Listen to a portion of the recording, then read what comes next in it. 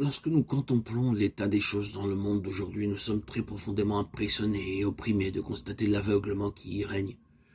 C'est la racine du mal de notre temps. Nous n'aurions pas tort de dire que la plupart des problèmes dont souffre le monde, sinon tous, se trouvent dans cette racine, à savoir l'aveuglement. Les masses sont aveugles. Il n'y a aucun doute à cela. Dans un jour qui est supposé être un jour d'illumination sans égal, les masses sont aveugles, les chefs sont aveugles, des aveugles, conducteurs d'aveugles. Mais dans une très grande mesure, cela est vrai aussi du peuple de Dieu. Généralement parlant, les chrétiens sont aujourd'hui très très aveugles. D'une manière générale, beaucoup de passages de la Bible couvrent beaucoup, si ce n'est tout, du terrain d'aveuglement spirituel. D'abord, il y a ceux qui n'ont jamais vu, qui sont nés aveugles. Ensuite, il y a ceux qui ont reçu la vue, mais ne voient pas beaucoup, ni très distinctement. Des hommes comme des arbres qui marchent. Ils parviennent à voir plus parfaitement par une œuvre supplémentaire de grâce.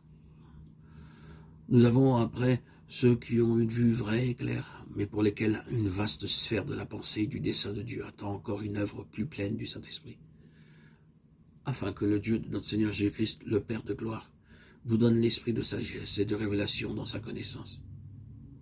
Les yeux de votre cœur étant éclairés pour que vous sachiez quelle est l'espérance de son appel et quelles sont les richesses de la gloire de son héritage dans les saints. Éphésiens 1, 17, 18. Ces paroles sont adressées à des gens qui ont la vue, mais pour lesquels cette grande sphère de signification divine attend encore, pour sa connaissance, une œuvre plus complète du Saint-Esprit quant à la vue spirituelle. Puis, il y a ceux qui ont vu et ont suivi, mais qui ont perdu la vue spirituelle, qu'ils ont une fois possédée. Maintenant, ils sont aveugles, mais avec le facteur le plus fatal ajouté, qui est de croire qu'ils voient, tout en étant aveugles à leur propre cécité. C'était la tragédie de la Odyssée. Il y a en outre ces deux classes que nous avons citées, représentées par Balaam et Saül de Tarse. Balaam est ébloui par le gain ou la perspective de gain. C'est, je pense, ce que signifie dans le Nouveau Testament suivre le chemin de Balaam. Être tellement pris par la question de faim et de perte que l'on est aveugle quant aux grandes pensées de Dieu et à son dessein, ne voyant pas le Seigneur lui-même dans le chemin. Par son aveuglement, il fut sur le point d'être abattu. Le texte est très clair. Ce n'est que lorsque le Seigneur lui ouvrit les yeux que Balaam put le voir. Alors il vit le Seigneur, l'ange de l'Éternel. C'est ainsi que c'est écrit.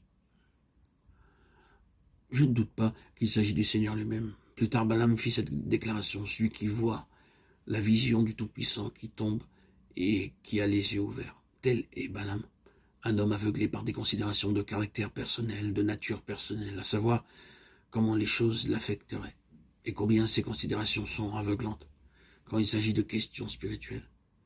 Si jamais vous ou moi, nous nous arrêtons sur cette question, nous sommes dans un très grand danger.